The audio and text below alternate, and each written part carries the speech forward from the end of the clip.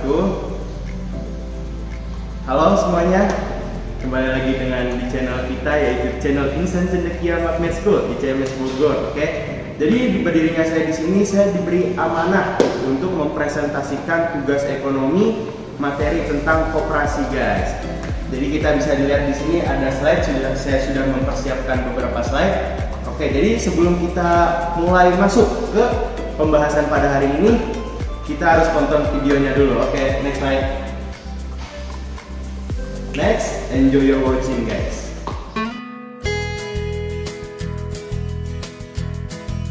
Ibu, ceritain dong yang tentang di Indonesia. Sebelum Ibu cerita, Ibu mau nanya dulu. Siapa wakil presiden Indonesia yang pertama? Bung Hatta, Bu. Betul. Beliau juga dikenal sebagai Bapak Koperasi di Indonesia. Tapi koperasi diperkenalkan di Indonesia jauh sebelum itu, Nak. Yaitu pada tahun 1886 oleh Patih Raden Arya Wirya Atmaja. Di masa itu, beliau ingin menolong rakyat dari hisapan lintah darat melalui koperasi. Dengan bantuan asisten Residen Purwokerto, mendirikan Hulpenspar Bank yang saat ini adalah BRI, Bank Rakyat Indonesia. Pada 7 April tahun 1915, pemerintah Belanda mengeluarkan Koperasi Besluit nomor 431 yang menyebabkan rakyat tidak bisa mendirikan koperasi. Karena 1. Mendirikan koperasi harus mendapat izin dari Gubernur Jenderal. 2. Akta dibuat dengan perantaraan notaris dan dalam bahasa Belanda. 3. Ongkos materai sebesar 50 gulden. 4. Hak tanah harus menurut hukum Eropa. 5. Harus diumumkan di Java Sekuran yang biayanya juga tinggi. Pada tahun 1927, pemerintah Indonesia mengeluarkan peraturan nomor 91 yang lebih ringan dari peraturan pemerintah Belanda. Isinya yaitu 1. Tidak perlu notaris, cukup didaftarkan pada penasehat urusan kredit rakyat dan koperasi, serta dapat ditulis dalam bahasa daerah. 2. Ongkos materai 3 gulden. 3. Hak tanah dapat menurut hukum adat. 4. Berlaku untuk orang Indonesia asli yang mempunyai hak badan hukum secara adat. Pada masa penjajahan Jepang, koperasi mengalami nasib yang ternyata jauh lebih buruk. Kantor pusat jawatan koperasi diganti oleh pemerintah Jepang menjadi Shomin Kumiai Chou Jomusho, dan kantor daerah diganti menjadi Shomin Kumiai Saudandio. Dengan kata lain, dalam masa penjajahan Jepang, koperasi Indonesia dapat dikatakan mati. Pada tahun 1947, pemerintah Indonesia mengadakan Kongres Koperasi yang pertama di Tasikmalaya, Jawa Barat. Kongres ini menghasilkan beberapa keputusan penting, yaitu 1. Mendirikan Sentral Organisasi Koperasi Rakyat Indonesia (SOKRI). 2. Menetapkan gotong royong sebagai asas koperasi. 3. Menetapkan pada tanggal 12 Juli sebagai Hari Koperasi. Kemudian lahir juga Kongres yang kedua di Bandung pada tanggal 12 Juli 1953. Hasilnya adalah 1. Pengganti SOKRI, yaitu Dewan Koperasi Indonesia (Dekopin). 2. Sebagai salah satu mata pelajaran di sekolah. 3. Mengangkat Muhammad Hatta sebagai Bapak Koperasi Indonesia. 4. Segera akan dibuat undang-undang koperasi yang baru. Wih, panjang juga ya ceritanya. Sampai saat ini gimana, Bu? Saat ini sudah ada sekitar 152.000 lebih koperasi yang dikategorikan aktif. Dan setelah lebih dari 70 tahun, kehadiran gerakan koperasi mewujudkan koperasi sebagai pilar ekonomi bangsa masih menghadapi banyak tantangan, sehingga perlu kerja keras untuk memajukan koperasi di Indonesia. Nah, ini akan menjadi tugasmu di masa depan.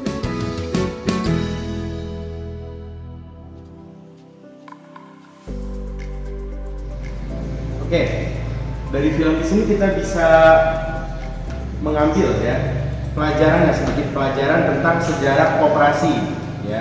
Oke, kita bakal masuk langsung ke materinya. Oke, langsung next slide. Oke, di sini ada sejarah koperasi.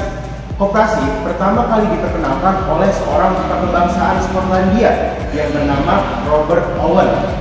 Pada tahun 1771, Robert Owen dilahirkan ke dunia dan pada tahun 1868, Robert Owen meninggal dunia. Setelah koperasi berkembang dan diterapkan di beberapa negara-negara Eropa, koperasi pun mulai masuk dan berkembang di Indonesia, kan? Nah, jadi sebelum koperasi ini masuk ke Indonesia, koperasi itu pertama didirikan itu di Skotlandia oleh Robert Owen. Jadi setelah berkembang di negara-negara Eropa, di kota-kota Eropa, barulah koperasi ini masuk ke Indonesia. Dan bapak koperasi Indonesia itu adalah Muhammad Hatta, seperti tadi di film ya, di video tadi. Oke, next slide, kita lanjut ke next slide. Di sini ada pengertian dari koperasi. Koperasi adalah organisasi bisnis yang dimiliki dan dioperasikan oleh seorang demi kepentingan bersama. Jadi koperasi ini didirikan oleh orang per orang, oleh orang per orang gitu, dengan manusia dengan orang satu dan orang dua gitu, dengan sekelompok atau bisa dibilang seperti itu, untuk ini oleh orang-orang seorang demi kepentingan bersama, untuk kepentingan kita bersama gitu, untuk kepentingan orang perorangan itu. Dan koperasi melandaskan kegiatan berdasarkan prinsip gerakan ekonomi rakyat yang berdasarkan asas kekeluargaan. Nah, koperasi ini melandaskan kegiatan berdasarkan prinsip gerakan ekonomi rakyat gitu. Jadi koperasi ini berjalan atau bergerak mengikuti landas prinsip gerakan ekonomi rakyat, dan koperasi juga berdasarkan asasnya itu adalah kekeluargaan. Kita langsung ke next slide. Di sini ada landasan dan asas.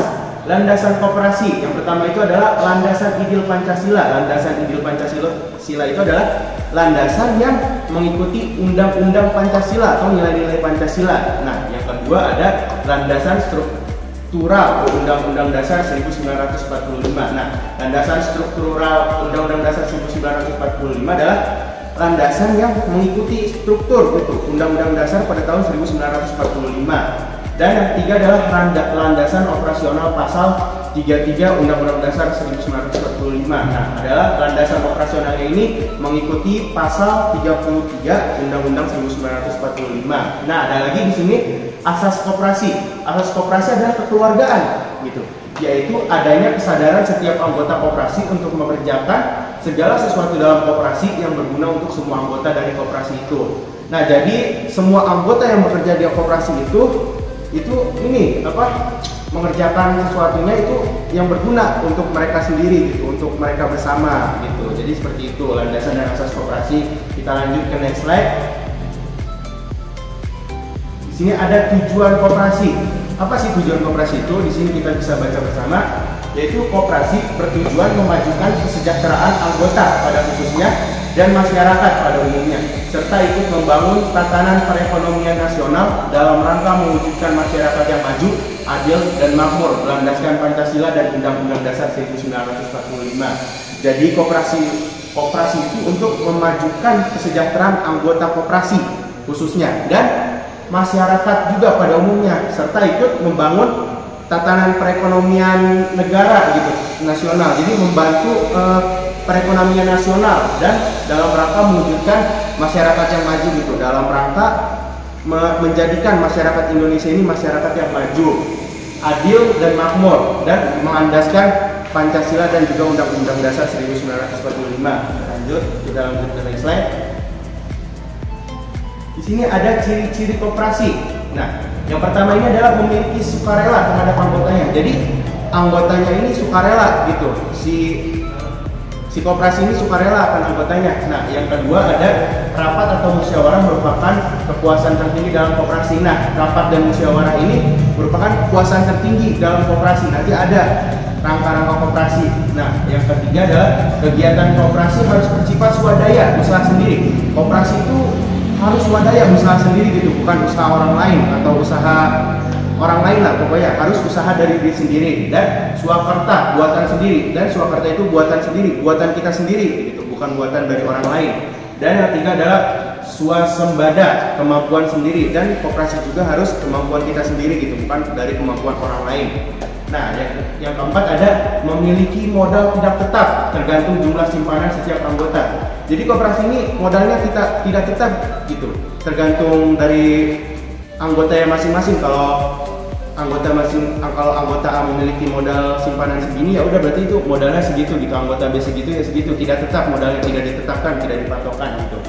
Yang kelima ada pengurus adalah orang-orang yang bertanggung jawab pada keberlangsungan koperasi. Nah, jadi pengurus dalam koperasi ini orang-orang yang bertanggung jawab gitu pada keberlangsungan koperasi, dalam berlangsungnya koperasi gitu, dalam kegiatan koperasi. Nah, yang keenam ada kerugian yang ditanggung koperasi ditanggung oleh setiap anggota. Nah, kalau suatu koperasi ini rugi atau bangkrut itu ditanggung oleh setiap anggotanya gitu. Seluruh anggotanya juga pasti akan menanggung kerugian itu gitu, akan merasakan kerugian itu. Dan terakhir ada anggota koperasi tidak bersifat permanen atau tetap, sehingga menyebabkan modal koperasi juga tidak pasti. Nah, anggota koperasi ini tidak bersifat permanen gitu, jadi anggotanya tidak permanen guys, bisa diganti-ganti atau keluar masuk gitu, atau tetap gitu bisa dibilang ya, sehingga menyebabkan modal koperasi juga tidak pasti gitu.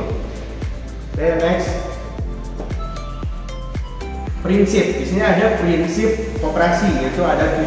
Yang pertama adalah keanggotaan bersifat terbuka dan sukarela. Jadi untuk keanggotaan itu bersifat terbuka gitu, tidak tertutup dan sukarela, siapa aja boleh masuk gitu. Dan kedua ini ada pengelolaan dilakukan secara demokrasi. Nah, pengelolaan koperasi ini dilakukan secara demokrasi atau musyawarah. Yang ketiga itu pembagian SHU dilakukan secara adil sesuai dengan besarnya jasa yang dilakukan oleh anggota. Nah, SHU itu adalah sisa hasil usaha gitu. Dilakukan itu secara adil, dibagikannya gitu sesuai jasanya masing-masing. Kalau si jasa A lebih besar dari jasa si B, berarti jasa si A, SHU si A ini lebih besar gitu daripada SHU si B. Nah, yang keempat ada pemberian balas jasa terbatas pada modal gitu. Jadi pemberian balas jasa itu terbatas gitu pada modalnya. Yang kelima adalah kemandirian. Nah, dalam koperasi juga harus adanya mandiri gitu kan, tadi ada yang usaha sendiri, hasil sendiri gitu, tidak dari orang lain lah pokoknya.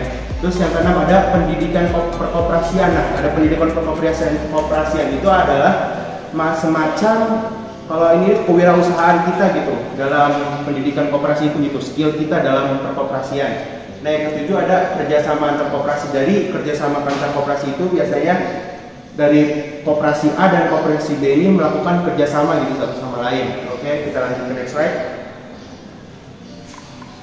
Fungsi. Nah, di sini ada fungsi koperasi. Yang pertama adalah membangun dan mengembangkan potensi dan kemampuan ekonomi anggota pada khususnya dan masyarakat pada umumnya untuk meningkatkan kesejahteraan ekonomi dan sosial. Jadi fungsinya juga membangun dan mengembangkan potensi dan kemampuan ekonomi pada setiap anggota, khususnya itu pada masyarakat sekitar itu pada umumnya untuk meningkatkan kesejahteraan ekonomi sosialnya. Yang kedua ada berperan serta secara aktif dalam upaya mempertinggi kualitas kehidupan manusia dan masyarakat.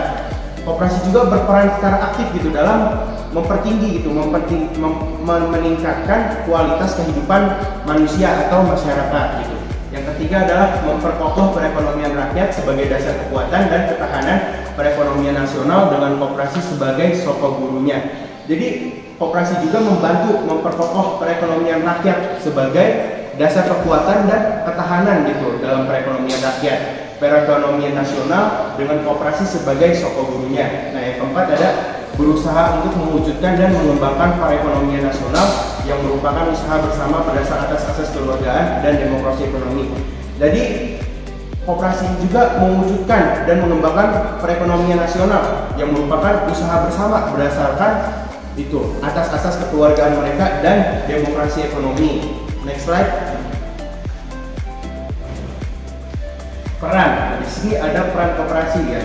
Yang pertama itu adalah keanggotaan koperasi bersifat terbuka dan sukarela. Jadi koperasi ini terbuka dan sukarela gitu, tidak terbatasi gitu. Yang kedua ada proses pengelolaan kegiatan koperasi dilakukan secara demokratis. Seperti tadi, koperasi ini dilakukan secara musyawarah gitu pengelolaannya. Dan ketiga ada pemberian balas jasa kepada setiap anggota koperasi disesuaikan dengan modal anggota tersebut.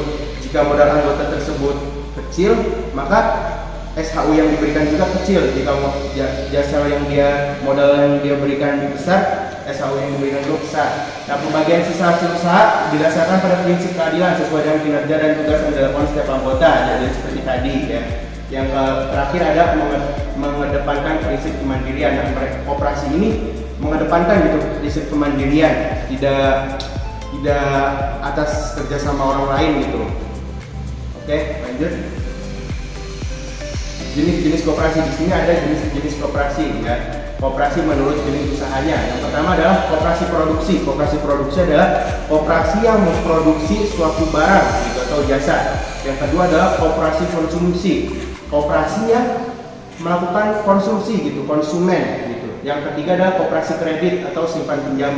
Jadi koperasi yang menyediakan simpan pinjam gitu. Yang keempat adalah koperasi serba usaha, koperasi yang memiliki usaha gitu. Yang next slide. Next slide. Di sini ada modal koperasi. Yang pertama adalah modal sendiri. Yang pertama itu ada modal sendiri ini terbagi menjadi 4. Yang pertama adalah modal simpanan pokok. Nah, simpanan pokok itu simpanan yang ditukar untuk keseluruhan gitu, keseluruhan koperasi. Yang kedua adalah simpanan wajib. Simpanan wajib adalah simpanan yang harus wajib gitu disimpan. Nah, yang ketiga adalah simpanan sukarela, adalah simpanan yang kita semau kita gitu memberikannya gitu, menyimpannya. Dan yang terakhir ada simpanan cadangan.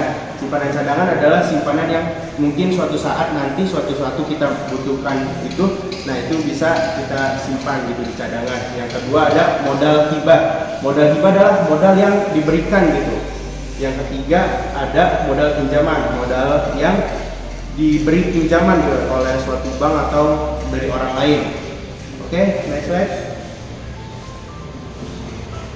Di sini ada perangkat koperasi. Nah, pertama itu adalah rapat anggota. Nah, rapat anggota itu rapatnya para anggota koperasi. Nah, yang kedua adalah pengurus. Pengurus itu terbagi menjadi 3, ada ketua, sekretaris, bendahara. Dan terakhir adalah pengawas dari koperasi tersebut. Next slide. Mungkin sekian dari saya, kurang lebihnya mohon maaf. Kita sama-sama belajar, mungkin kalau ada yang salah bisa dikoreksi. Wassalamualaikum warahmatullahi wabarakatuh.